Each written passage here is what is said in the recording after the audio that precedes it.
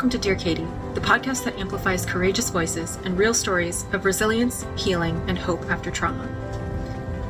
Inspired by the many letters Katie has received over the last 20 years, each week she interviews survivors, healers, and experts to honor their stories and explore the many paths to healing and hope. Before we begin, please know, many episodes of Dear Katie cover sensitive topics related to sexual violence, trauma, and recovery. Listen with care and take the space you need to take care of yourself. Your well-being is what matters most. Now, let's join Katie and today's guest for a conversation that matters. Hi, everyone. Welcome back to the Dear Katie podcast. This is Katie Koestner, your host. And as I always like to start out, this is a journey in and of itself for each and every one of us listening and taking in kind of where we've been in our journeys and where we might garner something from today's episode that we can add to our repertoire of skills and confidences and growth. And I always like to say if there's any point where you feel like this is a lot of conversation and you need to take a break, push pause and come right back. I think you're going to have a great time getting to meet Danika. So our guest today is Danika. She is a Canadian author, traveler, and dance instructor who traded a conventional career path in sciences for a life of exploration and creativity. Moving abroad to teach internationally led her to unexpected opportunities like teaching ballet in Iraq. In her travel memoir, 1 Year and a One-Way Ticket, she shares her journey of self-discovery through solo travel and breaking expectations. Her work has been featured in Intrepid Times, Go World Travel Magazine, and many more. Today, she is going to share a little bit of her life story and also insights on solo travel, especially for women, and safety, adventure, and making space for authenticity. Thank you so much for joining us, Danika. Yeah, thank you so much for having me, Katie. It's an honor to join you and share stories. Perfect. Well, I know so far, having just met you, is Canadian. Did you grow up in Toronto or somewhere else? Yeah, I grew up in Toronto. And I feel so bad for not mentioning this earlier when you introduced myself. It's actually pronounced Danika, but don't worry about saying Danika the whole time. I didn't want to interrupt you when you started doing the intro. I think Danika is great. But I think I was thinking there's Danika is a race car driver extraordinaire here in the U.S. So I was like, cool name, good vibe, but Danika works great too. I always get that because of the race car driver. That happens to me. I know. All the time. It's kind of good to have the namesake of somebody really awesome. So right, I mean, it could be a worse reputation. Yeah, right. Sure. Daredevil. Well, you're in your own right, pretty daring. So I think maybe you two have something in common. I suppose. Yeah, I guess didn't really think of that connection, but that makes a little bit of sense. So I grew up in Toronto. That's sort of, grew up in sort of a suburb outside, moved back to like more inside the city when I went to high school, went to an art school. I was still training ballet outside of school. And then it was for university where I then decided to start studying sciences. I went to a university in London, Ontario, which is like a few hours west of Toronto. And then at that point I thought, okay, I'm going to go to veterinary school. And then so after I graduated from my undergrad, I applied, I didn't get in, and I sort of had this, I guess you could call it a breakdown or like a big aha moment at the same time. But it was kind of a moment where I realized, I thought, I don't think I want this badly enough to keep trying again, reapplying, going back to school, etc. Like the whole bit that other friends were doing for, say, medical school and law school.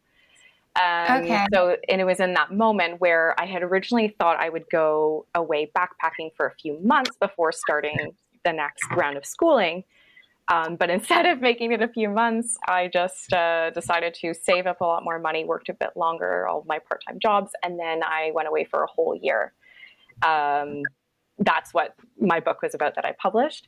So I went around mostly in Asia, a little bit in Europe. I did workaway volunteer opportunity. So basically how that works is you stay with local hosts in whichever countries, they're sort of global, and you work a few hours a day, and then you get free room and board in exchange, sometimes food, depends on the situation. So talking work in like schools to, I once helped this guy renovate a bathroom. I mean, like I've done sorts of random things, a lot of work in farms, a really broad range of opportunities that you can find.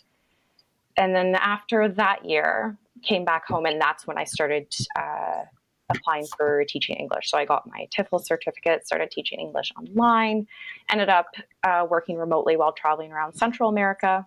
And then from there, I ended up finding the job teaching English in Kurdistan, which is northern Iraq, which you mentioned earlier in the bio. And then it was once I moved there that I found the job teaching ballet. And I came back to being in the field of the arts, which was one of the best things that ever happened so far.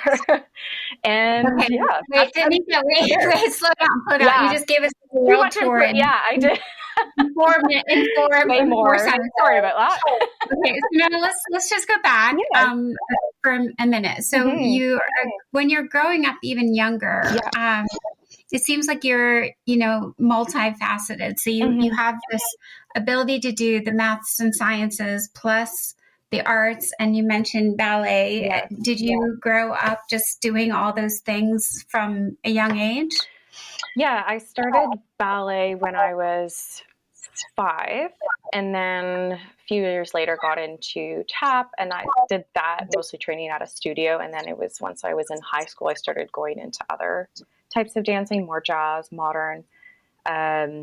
Afterwards, what other things I've done? I worked for a friend's company. I learned how to do belly dancing, Bollywood. That was for like work at like birthdays and weddings, kind of where people hire dancers for like performances. Did that for a while. But ballet was always the foundation.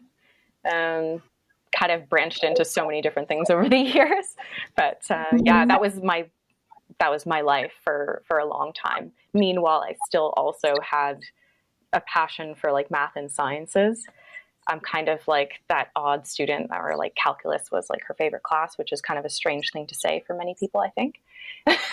So yeah, kind of two different brains at once, I guess you could say. Okay. And then what about, personal relationships and family? Were you someone who really was a solo kind of adventurer in life, or did you find are you a people person, or how would you describe yourself there? I feel like I'm a bit of both. Like I definitely like my alone time, and I obviously as a solo traveler, you kind of learn to love that alone time. But I definitely value like all my relationships back home. Every time I come back, I've really become so grateful for all the friends and family that I do have here. But growing up, I think growing up, especially as a teenager, was always a weird relationship with parents, especially my mom. There was always a lot of friction there, but that sort of fades away, I think, with age, and you kind of grow into each other a bit more. But I guess I would describe myself as like a mix between an introvert and an extrovert, if that makes any sense at all. It's kind of strange, but definitely I have moments of both. Okay, so that paints a more clear picture. And then when you went to university, did you, if we go back to that just for a second, so you were studying to be a veterinarian the whole time? No, so I did my undergraduate just in like general med science, like studied physiology, things like that. Okay. So it was after the undergrad that I thought I would then go to vet school. That would have been a separate 4 or 5 year program after the 4 years of undergrad. Okay, gotcha. And then, and you were still dancing through college as well? Not exactly. Yeah. I stopped, obviously, because I wasn't back in Toronto. I wasn't going to my studio anymore. It sort of graduated from that. I was only dancing part-time when I joined a club after my second year. So that was kind of like once a week sort of thing. We had small shows, but nothing like I was used to doing, because obviously in high school I was dancing at school as well as outside. So kind of let it go a little bit, but it was always very hard. That transition was really rough, actually. It came to a point where I just started to rent out the like yoga studios at the gym at school, and I would just like improv dance, like I call it like a dance meditation sort of thing. Kind of was like my mental cleanse. So I started to do that because there were a few moments that I like was really struggling, not with my studies, but just like mentally felt overwhelmed, I guess, with where I was going. I think as far as my career and professionally, I was feeling a little bit confused and not sure. And then also, how can I even do this? A lot of feelings of like, I'm not good enough. That's sort of what I struggled with back then. Okay. And I think it's interesting. I mean, obviously as a dancer and also a high achieving academic, you probably put a lot of pressure on yourself. Oh, yes. And what do you feel like a lot of it was self-generated, or were you also experiencing heavy criticism from, like scrutiny from everyone around you? I would say the majority of my criticism comes from the self. I think, obviously, as a ballet dancer, and to no fault of any teachers I ever had, but like we are always picking at every tiny detail. That's what we're trained to do that. Yeah, right? I think that's why I find, you're I think every guest is unique in their own right, and just getting to learn a little bit about you, it comes across really clearly how precise, and intent, and the precision and the attention to detail also spills out when you just, give me a whole life story. And I think it's really fascinating how, it all works. Like it's who you are as a person. Yeah. And then I'm like really fascinated by this. Your fearlessness that you just leave and go to Iraq and all over the world. So how did you make that decision? And you did it all by yourself? Like, you kind of sound like you just became a nomad and did whatever you could to, stay afloat and help out, so you had a place to sleep. Yeah. That sounds really, really extreme. I mean, like in a good way, but very confident. So what prompted that whole idea? You weren't running. I mean, sometimes we'll have a guest and they'll say, yep, I was abused all my life. I needed to get out of Dodge. But it doesn't sound like that was the case for you. No, were you seeking or running toward or running away? So many things to run from for a lot of us, right? At first, that trip was definitely an escape. I will say it wasn't the first time I left by myself. I did, after I first graduated in 2016, I did go away for a few months trips out to South Africa, and that was like a group volunteer trip, so a little bit different, a little bit more organized. That was the first time I went away by myself for sort of an extended period. And then after that, in 2017, I went to Peru for 2 weeks for a short little backpacking trip. Again, not as crazy as going away for a whole year, obviously. But I think for me, I was escaping because I felt I just needed to not be in this environment. For me, at that time in my life, Toronto was this place where, it was all this like hustle mentality. I need to like bust myself to get into the next professional program. I need to bust myself to work, get the high paying job, and then get the house, get the husband, get the kids, whatever, you know what I mean? So that was kind of what I felt I needed to do to be worthy in this place. So for me, I was just overwhelmed with that. And so going away for a whole year felt like just bare minimum space I needed to then come back eventually at some point. So I was definitely afraid. Like, I wouldn't say I was fearless in that moment of leaving. I was pretty scared, but I also always had, I think forever, this like deep curiosity of like exploring other places. I didn't go away too much growing up with my parents, but I remember being in my last year at university, and, when I was sort of planning that trip to South Africa, I remember just having like this intense craving of like just seeing the world beyond what I had already seen here. So it was a curiosity joined with fuel with like needing to escape that sort of launched that big year abroad. Okay. And then I know we had just, before this, you mentioned in your new book, you shared the most, relevant to our listeners is your own story from 2018. So can you talk about that? So again, it's part of, I think, the healing journey for our listeners. Yeah. It's always like, okay, now where is Danika now when this happens? And then how has what you've gone through so far in your life affected how you process what is sexual violence? You know what I mean? Like, to me, it's really helpful to think about when we come into a moment of trauma, how has what we've been through so far, how does that affect our navigation of that experience? So can you tell us what happened? Yeah, of course. So in that year, I had a few moments of like, let's say, scary scenarios. One was actually in that first month while I was away, where I was staying with a family, and the host, there was husband, wife, son, and daughter living in this place. And it was a guest house. I was helping, cleaning and helping with guests.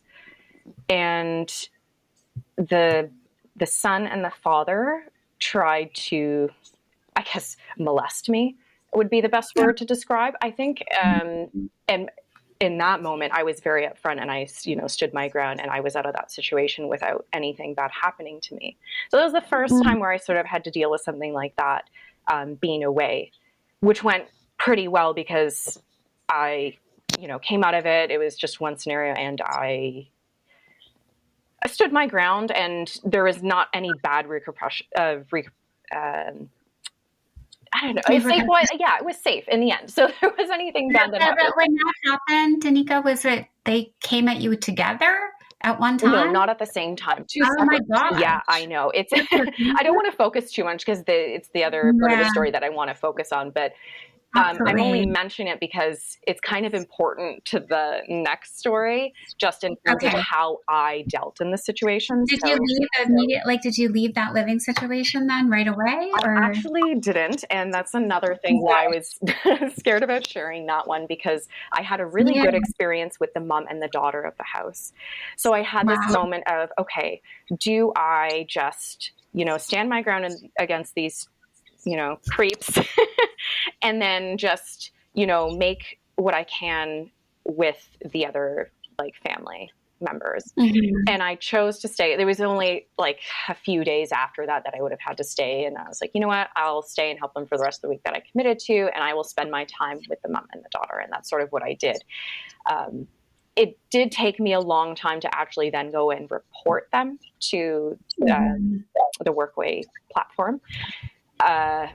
I think mostly because maybe when we go through these experiences, we just sort of have that mindset of we're out and that's it, put it behind us as soon as we can. But I'm so thankful that I, met a friend and was able to connect with them. And she sort of, helped encourage me to make the report. So that was that situation. But the one that I toyed for a very long time, whether or not to include in my story, was when I was raped in Kuala Lumpur, which was near the end of my year abroad. So by that point, I, when I compare the Danika I was in the January of that year to the December, was night and day. I had traveled around by myself for so long. I had grown this crazy outer shell of confidence. I mean, I was more confident on the inside too, but I just had this, I would walk about without pretending like I needed to be confident, but I actually was confident, right? I always tell people that come to me and they ask, what can I do as a solo female traveler to keep myself safe? And I say, even if you feel nervous, you pretend like you are not nervous. You walk about wherever you are, like you've got a place to be and you're meeting someone or whatever it is, so that you put off that air of confidence, and that does keep a lot of trouble away from you. And Danika, wait, before we leave that one, I used to say, I used to tell when I did many little, talks to graduating high school seniors and girls at girls' school.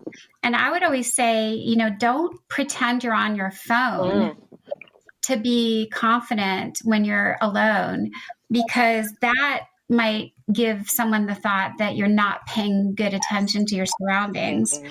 I don't know what you think about that, but some people say, do that to look like you're ready to make a call in an emergency. But I think I don't know. What are your thoughts on that? I'm with you on that one. I wouldn't pretend to be on your phone. I think if anything sort of related to that, maybe pretend you're on a phone call already. So actively speaking to someone, I would say that's a better choice. But I would not be down, because if you're like scrolling on your phone, let's say, whatever, then people are going to look at you and think you're distracted, which is not you don't want to be looking distracted, because that makes someone think that you're, easy to be taken advantage of in whichever way. Right. So I definitely agree with you. Don't pretend to be looking on your phone. But I've heard people say that, just pretend you're having a conversation. Oh yeah, see you in 1 second or something, whatever conversation you want to make up. But I don't think scrolling down on the phone seems like the best idea.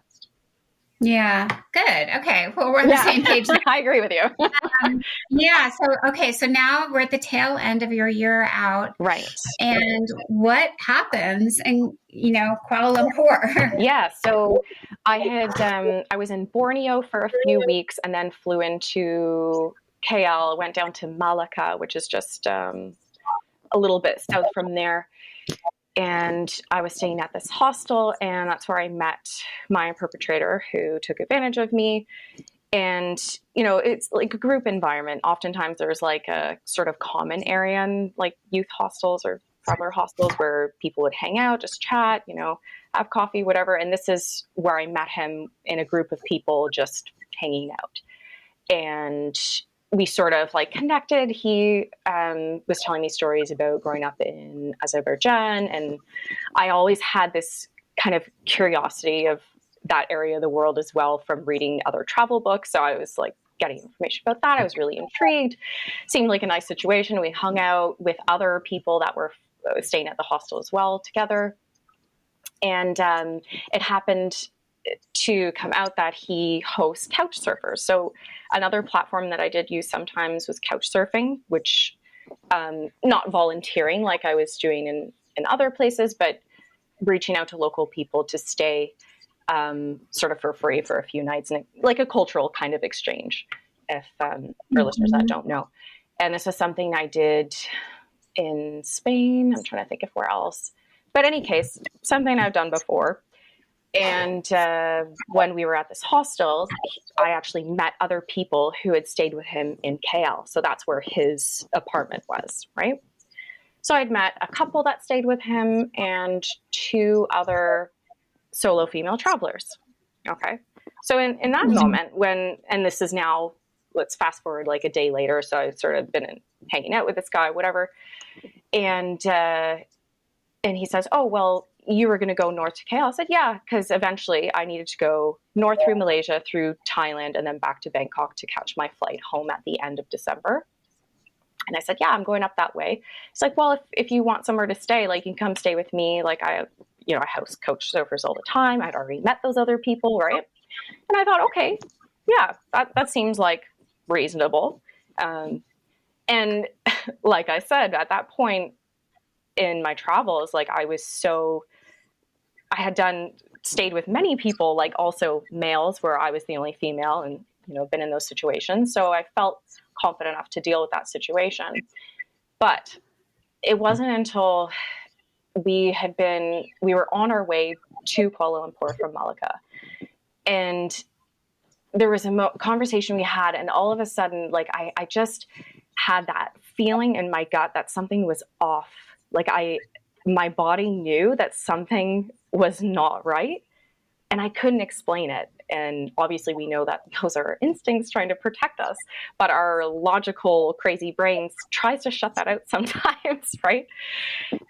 So I tried to, I was overthinking. I'm like, well, it doesn't make sense, Danika, because you met those 2 other girls that stayed with them, and they're walking, they're good, so they're okay. I tried to overthink it, essentially, is what happened there. Have I gone too far in the story? Should I keep going? overshare between. Maybe back up the girl. Let's go to, I mean, I think it's really interesting that you were couch surfing and definitely so far had been fortunate that nothing had happened with even when you're alone with a guy. And you said, you kind of alluded to, like, you had some inkling that this was not a good person. Yeah. So how, I guess, like, that's really curious, Danika. Like, what do you think you had that sense? This may sound strange, but I definitely get like energy vibes. And I think that it's part of what like strikes your gut sometimes. And I wish I remembered more of like exact conversations, but it might have been the way he said something or the way he looked at me, but I just felt like a sourness in my gut that like I just didn't feel comfortable. There was a discomfort in my body that I couldn't explain because all the exterior information was telling me that there wasn't really anything to be afraid of, but I felt the fear inside. Right? That's so interesting. It's like your sixth sense. Yeah, it totally is. But we need to teach ourselves to listen to it more because I had generally done a good job of that. Like most of the time, like when I meet people, I try to, get that feeling of, okay, this is a good person to trust. This is someone I can't trust, and just trying to listen. And obviously after this experience, I take that into consideration much more strongly than I used to. But so I had that feeling on the way back to Kuala Lumpur. And then once we got there, I just shut it out. And I had that feeling like a few moments afterwards too. And I just didn't listen to it, and we kick ourselves 1,000 times when we, go through something like this and think, oh, it was so stupid. Should have listened to myself. Right. Those spirals we go through. But we had gone out at night. There was this place for dancing. He knows, obviously, oh, you like dancing. Let's go out to this place for dancing. Drinks involved, whatever. And then once we got back to his apartment is when I started to feel really, really drowsy. Like I needed sleep so bad. Like I thought I was about to pass out and sleep. So I should have mentioned prior to, he said at his place, you can stay in the bed and I'll stay on like the pull-out couch thingy, right? So I lay down on the bed, and this is what I remember to the best of my ability, because from looking back on the experience when I, replayed it over and again and talked to different people about it, it's very clear to me that, 99% chance, though I don't know for certain that I was drugged because of how drowsy and how I just passed out physically without any power in me. It sounds so clear, Danika. Yeah. It was, the day after it wasn't clear, but there's so many things going on mentally that it doesn't really make sense until much later. So in that moment, I'm starting to feel really drowsy, and I said, we had gotten like snacks on the way back, and he's like, oh, do you want to eat? And I'm like, no, I really just want to sleep. And so I remember like just laying down in bed. I didn't even change my clothes. I was that tired, just laid right down in the clothes I was wearing. And then the next thing I remember is he's like saying, oh, you need a massage. Tried to just take the strap of my jumpsuit thing off of me. And then from there, it's like nothingness. And then the next moment I wake up, I have nothing on, and I'm being like prodded from behind. I'm laying on my stomach, and I just feel like someone thrusting into me. So that obviously shook me awake starkly. And I remember screaming. And then the only other thing I remember him saying was, what's wrong? I'm wearing a condom. And then I'm like out of it again afterwards. And then I wake up. I mean, I was sort of conscious, I think, for maybe a few minutes. And then I remember having this moment, I'm like, where do I even go? Like, it's, at this point, probably like 4 or 5 in the morning, right? So what decision do I have? Do I try and run out of here and like roam the streets of KL or, stay here and try and leave in the morning? So I went with option 2. And when I was fully conscious and have better, clear visual memory as being, waking up, I was actually on the floor somehow at that point, and got up, went to the bathroom, washed my face, found my clothes, packed up my bag the fastest I ever did that year. And I think the worst part of that situation was having to leave, because he had actually woken up. And I'm faced with this person. I'm like, what the heck do I do? And so I just, said, oh, I'm leaving. Bye. And then he reaches in to hug me. And I just leave it. Oh. Yeah, I know. I leave it because I'm like, what do I, yuck. I know. But, it was that similar thing, right? Like, do I cause a scene right now, or do you just get the heck out of here as fast as I can? So again, I went with option 2. And so I just left. And then as soon as I got out and the elevator door shuts in front of me, it was like this wave, a tidal wave of just like relief and also like total overwhelm, that I just, started crying and just made my way to the closest bus station as fast as I could, is what happened there. Wow. Oh my gosh. You must have been, can you remember more about, was it shock? There's always a lot of people say there's shock, there's denial. Do you remember feeling in denial at all, or self-doubt? Like, what were some of the emotions? Yeah, for me, I would say the biggest emotions that came in that moment were shame and guilt. Guilt because I didn't listen to those gut feelings that were striking me, and shame because at that point, friends back home looked up to me as like this, confident solo female traveler sort of role model. And so I thought to myself, well, what good am I? I just messed up big time, right? So I was so much blaming it on myself that it was like the shame, the guilt that were killing me. And of course, you just feel physically disgusting. But, it's the shame and guilt. Yeah.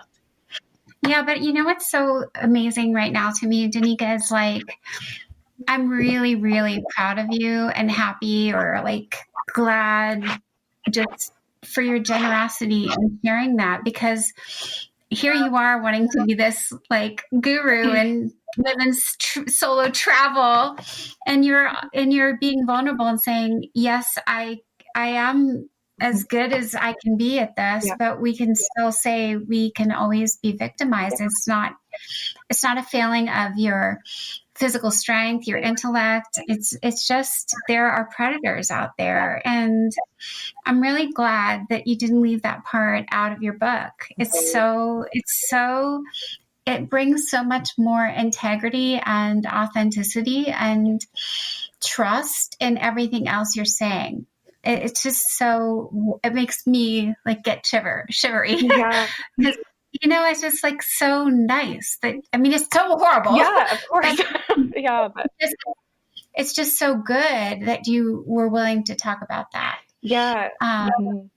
So does that make sense to you? 100%. Like, it just chokes me up a little bit, because I get, sometimes, you get so down and out that the world is full of fraud and like just people trying to take advantage and not be fully whole. And you are just amazing. I'm so grateful for our interview today. Thank you.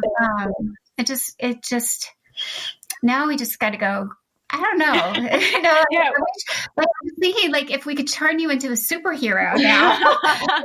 Well, but everywhere you go. It's funny that you mentioned, I'm proud that you put it in the book, because obviously it was a hard thing for me to like share. I did write about it, and actually when I thought about it later on, the fact I actually published on like a short travel story competition part of that experience earlier on, way before I published my book. I wonder if it's somewhere still out there. But I'm, now that it's published, the book, and people are reading the story, I am so glad I did put it in, because I realized that there's so many of us, solo female travelers that I know and look up to. And they've also experienced these things. And, now that it seems crazy. Like, you have these images of people and you don't think that, they could have also gone through this thing, but it's much more common than I even thought about before. And it doesn't mean that we're careless necessarily, or that we're not smart. Like you said, it's not a sign of bad intellect or anything. It's just that this crazy combination of bad chance and timing sometimes. Yeah. Right? Yep. Well, Danika, like I'm a solo traveler through and through, meaning like if you can just think of me, I mean, I know you're getting to know me, but just imagine, so I'm 18 and I'm on the cover of Time magazine. That starts everything. But I chose then for nearly all my life so far to go from town to town, school to school. I stayed in tons of residence hall directors' rooms. I stayed in guest houses. I was not exactly singing for my supper, but I was, giving speeches. And, I have not talked about that until really today. And even when I shared one story once upon a time with a guy that, supposedly liked me. There was an early on, like I was probably in college still, and the student body president at another college had me come and speak at his college, and I felt like so fancy because he booked a hotel room for me. Like I wasn't going to have to sleep in the dorm. And so after the speech, and like I just talked about my rape, to like 500 people. The student who's pretty much my age, drives me back to the hotel and grabs my suitcase, will not let it go, holds it the whole time he's checking me in, then insists on walking me to my dorm, not the door in the hotel, and then says, "I'll put it in." I'm like, "No, I'm fine." I'm fine. I don't need your help. Whoa. Like I can take it. I know. But thank God, I mean, I got in there and it was clear he had the intent. I'm like, what the F? Wow. And that's, it's like, I just wanted to share that with you and our listeners, because you would think it's like a major slap in the face. Like, here's the guy who brings me in and you think he's a hero, and he's a ill-intended rapist. I think it's really important that we just, I know like most people don't want to hear that there are men that do this stuff, but there are a lot of men who do this stuff. Yeah. I mean, I'm a big believer in that most of the people on our planet are good people. And I, after Me too. Yeah, for sure, right? But there still are people that are out to get some people, and that's just reality. I just think women, women can commit rape and sexual abuse as well, for sure. But I just feel like the crazy number of men that do this, and all over, it's like. They come out of the woodwork. In my town, a local fancy Penn graduate dentist just pled guilty. Oh my goodness. to like taking advantage of a woman in his dentistry. Gosh. He just had her after hours come in for I don't know. It's just so gross. But back to you, Danika. But thank you for sharing that story. That's also... Yeah, I just think it goes along with my international travel has only been to Kenya and I've done some speeches outside the US and in Canada where you are. Right. But I definitely would consider, I don't know if I could write a book like you, but now you've inspired me. Like maybe I should write something about all those years. That was like 28 years of travel. I'm sure you have a book in you, Katie, for sure. Like I have zero doubt. No, it's like I haven't had enough time to sit down and write, which is not an excuse. But then I always think, I do enough talking. People can just listen to me. You've done a lot of work. So whether or not you decide to write a book, you've still done so much. So, but I like thinking about I like thinking with you on this episode just about the vulnerability and yet the audacity that we have when we travel alone. And I also really like saying we have every right to be able to travel alone and feel safe. Yeah. And yet it's pathetic in 2025. Here we are still having to watch our drinks and hopefully, not get assaulted and drugged or, put in a bad situation. But I think what I hope our listeners will get out of this, well, we're not to the end. Like, I want to hear how you're doing and, residual stuff. But I think one of my takeaways is let's keep being bold. Like, there should be no rape experience or damage that has happened to us that should hold us back from being bold and being visionary and doing everything that we want to do. So I like that a lot.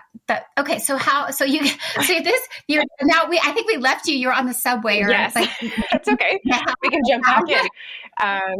So what happens next? Yeah, get on the subway. I'm a mess, but pushing through, and I make it to the bus station, and I'm looking around. Okay, what's the earliest bus out of this city to somewhere that seems in a mildly kind of accurate direction of where I want to go? And I take that, and I end up in Ipoh, because that was sort of on the way to the Cameron Highlands, which was a place I wanted to go to. And so I was like, okay, take me to Ipoh. Don't know what's there, but we're going.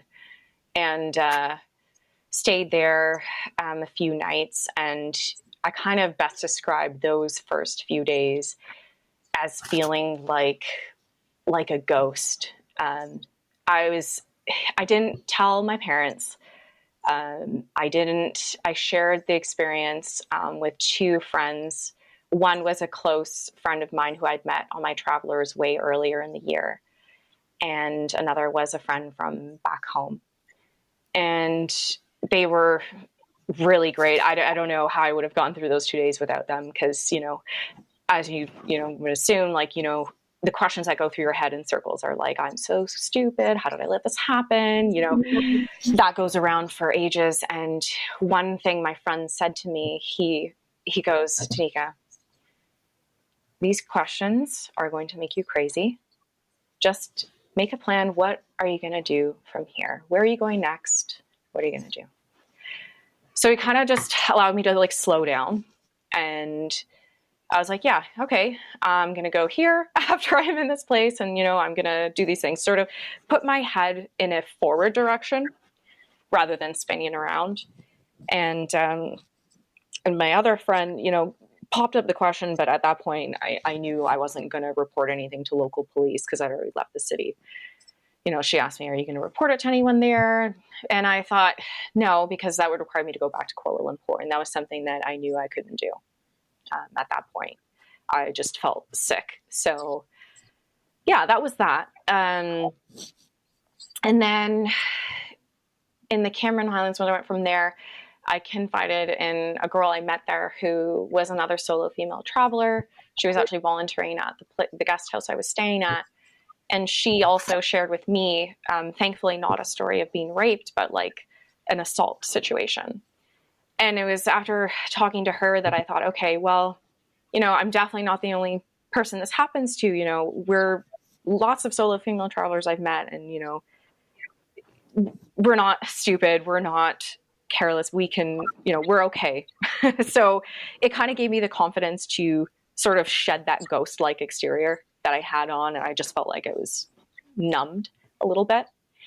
And she gave me some really great advice and, gave me someone to talk to. She was open. She's like, whatever you need, you tell me, and I will do my best to help you out.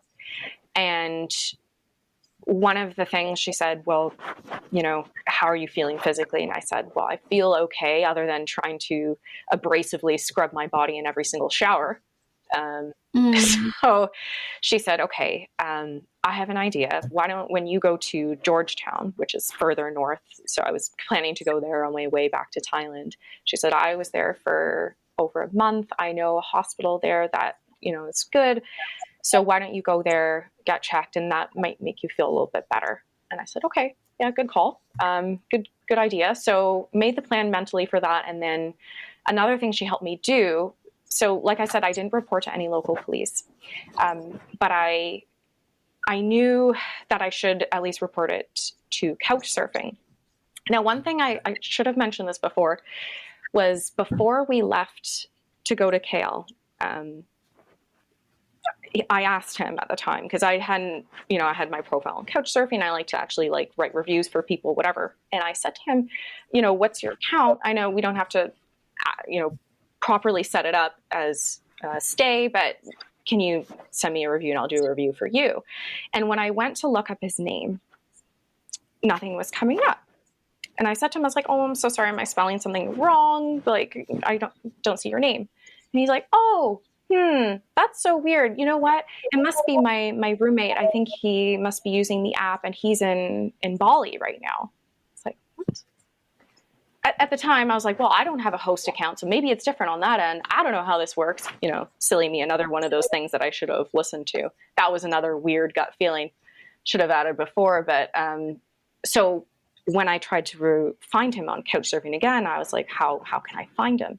So me and this girl in the Cameron Highlands that I confided in, I said to her, I want to try and find him so I can actually make the report. So tried to search his name again. Nothing's coming up.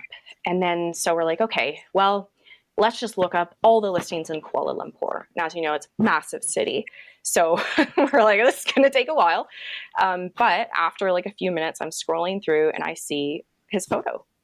And his name is not his name. So oh my gosh. I know. This is probably the most terrifying part of this story, is that moment where I was like, holy crap, I've been tricked this entire time and I'm so disgusted. So find him, and then I go through the profile, and sure enough, I see reviews of the people that I met in Malacca too. So there was the couple, I remember seeing their photograph and a little review, and one of the girls as well. I was like, this is crazy. So anyways, make the review. I make the report. I email Couchsurfing, whatever, and give them everything that happened. And they told me they would suspend or close the account and then look into it. Was sort of all they gave to me. And I didn't follow up with anything further. That's all I did with that, and kind of let that go.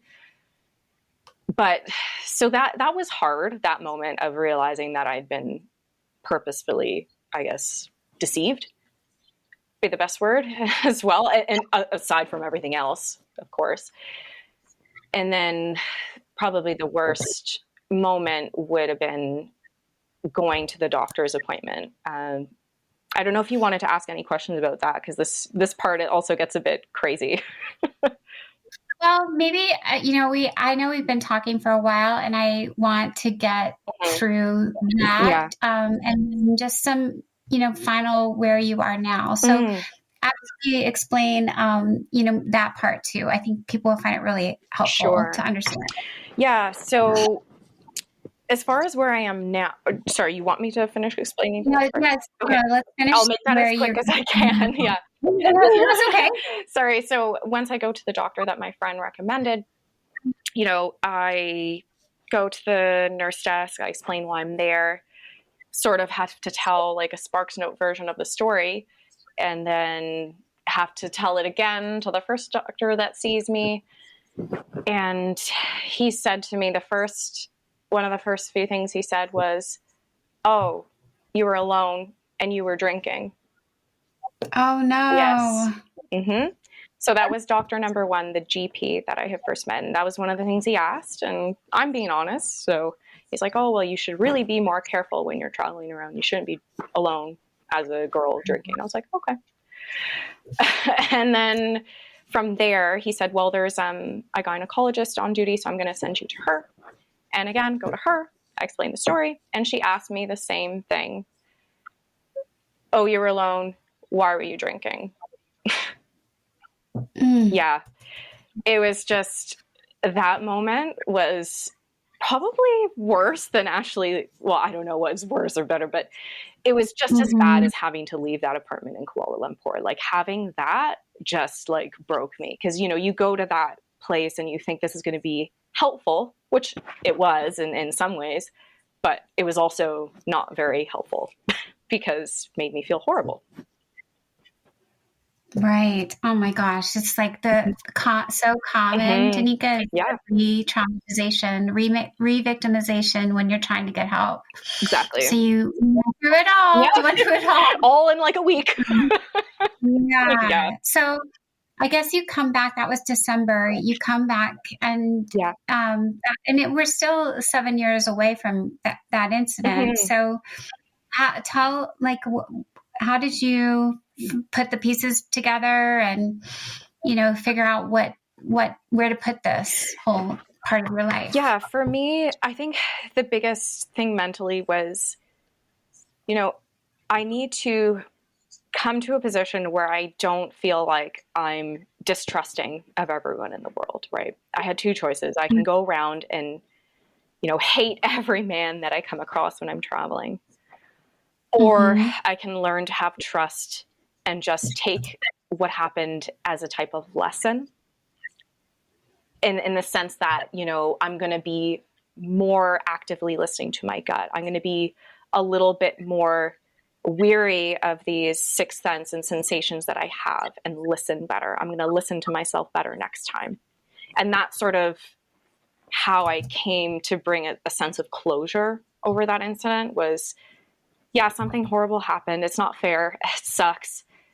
But I can still trust in the world, but just look at everything a little bit differently and have that experience still in my mind, but not terrorizing me, if that makes any sense.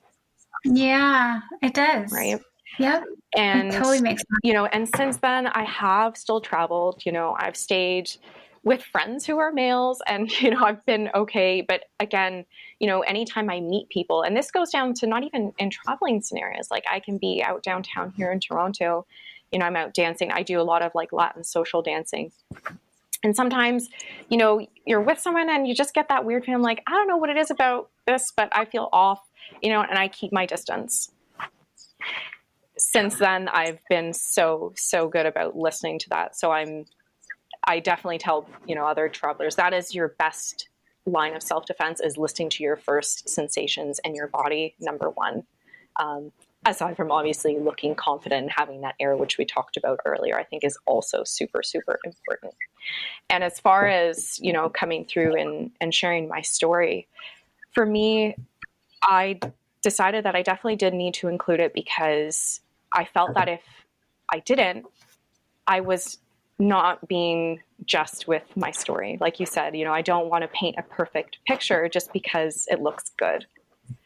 So I wanted, and if you ever read the book, or if someone listening ever reads it, you'll know that like my book is not a book about surviving trauma. It's a book about self-discovery. It's about adventure and finding love in yourself and the world around you. It's not about surviving this one incident. However, this incident is a part of the story. So sometimes there are bad parts, and having this bad part doesn't ruin the whole story. And that's kind of what I wanted to get across was something horrible can happen, but it doesn't mean that all that year and all the amazing things I did were not worth it. It was so worth it. And that whole year changed my life big time, including that one part of the story. So it's part of the experience, even though it's not a nice one. And that's sort of what I wanted to get across with including that in my story, that this bad thing happened, but it doesn't make me any less of a solo female traveler model. It just means that that's reality sometimes. Yeah, so beautiful. I think now everyone's inspired to read the book. For sure. Yeah. It just sounds really empowering. And, I think I also would say we're living in a time where experiences are valued, even perhaps more than money in a bank account. You can't take it with you, but the life that we have should be full of love and adventure, as you said. So I feel like that's where we go with your story, Danika. Yeah, that's sort of my main, I guess, takeaway from including that in the book. Yeah, I love it. I'm glad. Yeah, I'm glad it comes across in a nice way in the end, even though it's a very not nice situation that I had to go through. Yeah, for sure. Well, I think, I don't know, is there anything else for our survivors and their supporters listening that you would share as, when you get stuck? It's not always your healing journey. So I don't know if you ever had a stuck moment, but if you did, what? In terms of like the healing journey, I think for me, part of the main thing of my healing has been being able to share it both in my writing and also with people that are close to me. I actually didn't even tell my parents about what happened until very recently, once I published the book. But I did have close friends that knew about it, and I had obviously written about it in depth and worked really closely with my writing coach for a long time. And she also encouraged me to keep it in the story. So that was part of it. But I think for me, obviously the arts have been a huge part of my life. And so dancing and writing are such, yes, cathartic, but also help you heal in reliving the process. But it helped me create a different story about the story, if that makes sense. So instead of seeing it as like this horrible image in my mind, and it still is horrible when you read about it, but because you come through and I end up living through it and being someone better in the end, that there's a different ending, a good ending. And so having written through that, I think really helped me see it as a good ending too. So it definitely was, for me, writing was a huge part of the healing journey and definitely helped me big time. So maybe we could say to our listeners, pick up that pen or that keyboard and, write. And I guess that maybe that's an interesting question. Are you someone who likes to type it out or handwrite it out? I'm a typer only because I type furiously fast. But I do know a lot of people that use like journaling with pen and paper a lot better in terms of like getting the emotions out. I do it sometimes. So I definitely suggest that. But any art form really, like, if it's painting or visual arts, or for me, even dancing, like if I go into the studio and I can put on a song and dance through what I'm feeling. I even do that when I'm feeling stuck in work-related things, by the way. So if I feel really stuck and blocked, I will get up and dance to a song aimlessly in my bedroom. That happens a lot. So whatever it is creatively, I think those are amazing outlets to move your body, and movement is a huge part of healing as well. Like, I don't know what it's called, Katie, but there's like something about shaking and letting go of emotions to help heal. Yeah. So I'm forgetting the word, but I know it's a thing.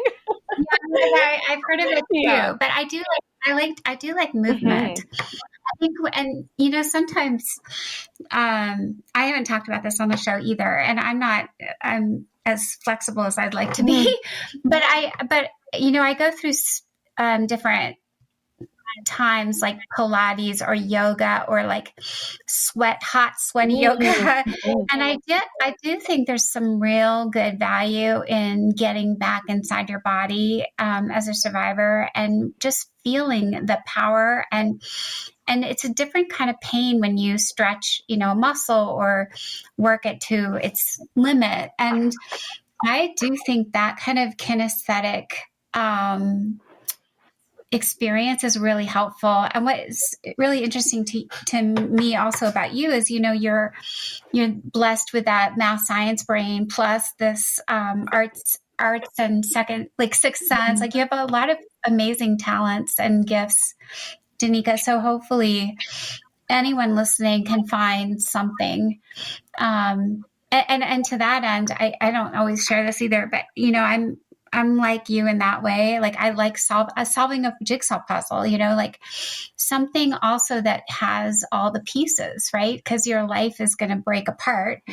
So it's sometimes helpful to make something and create something that does have all the pieces, right? So I think there's I love that idea that you said, get back in your body, and you don't have to be the star of the show in the ballet. No, even going for a walk is really good. Like just moving in general, like walking is great. That also helps you process thoughts and emotions. So definitely suggest that. Yep. And getting, just doing something different. I think when things are stuck, it's so good to go and try something different or see something different. And if you can't afford to go get on a plane or hello, it's even just a privilege to have the ability to travel the country. I mean, we're living in a moment right now where a lot of people are not able to go freely around the world. So, or come into the U.S. or anywhere. And, I'm apologizing already because I think our president wants to buy Canada. Don't apologize. This is not your fault. Well, it's just embarrassing sometimes. I think it's embarrassing when a leader is just bulldozing around the world. But anyway, that's a different story. But I think it's wonderful to just, so what I was going to say is, like, even if, picking up your book as a way to travel, indirectly, and surfing the net, just, there's so many cool sites now. I was reading, they have like camera live feeds where you can go look at almost anywhere in the world. Yeah. Like you can go look at what a sunrise is happening somewhere warm when it's cold. So you can, I think it's really nice to think about the advantages and privileges that we have, just at the touch of an internet finger, right? Definitely, yeah. So, well, you have been just an amazing breath of fresh air in all the right ways, I think, for our listeners, Danika. So I really am appreciative of your time with us today. And we will put your book in show notes, and I assume it's available where books are available, yes. Right? Yeah, Books are yeah, Amazon, Barnes and Nobles, everything. Yeah. Okay, perfect. Well, thank you again, Danika, and onwards and upwards. You have, I'm sure, many more journeys ahead of you. And good luck with a book tour if you're doing that as well. And for our listeners, I hope that today was just one more moment where you could reflect and go on this little chit chat with myself and Danika and get a little fiery rage and like the indignities, but also the triumphs that come from getting through the hard stuff. So we are always together, thriving, surviving, and supporting one another. So you are, amongst many taking the journey as a survivor. Please do check out the website for Take Back the Night, the hotline for legal support if you are ready to take that step and report and hold someone accountable. You never know exactly. The statute of limitations are just changing so fast in different states. They're going longer, you have little windows for this cause or that cause. So it doesn't hurt to find out if you're ready to take that step as well. But together, please join us again for the next episode. We're trying to, get one out a week to keep you fully engaged. And the journaling idea that Danika mentioned is a really good one. If you haven't started journaling alongside the podcast as you listen, if that's something you can do, we invite you to do that as well. So take care, and until the next episode, be well. Thank you so much for joining us on this episode of Dear Katie. These conversations are never easy, but they're always necessary, and we're so grateful you chose to share this space with us. If something in today's episode stirred something within you, please give yourself what you need. Whether that's rest, support, or just a deep breath, you're not alone. To hear more stories, resources, and survivor-centered conversations, be sure to subscribe and follow us on your favorite podcast platform. We want to hear from you, so please leave us a review and share your feedback. Your thoughts help us create episodes that resonate with listeners. Until next time, take care of yourselves and each other.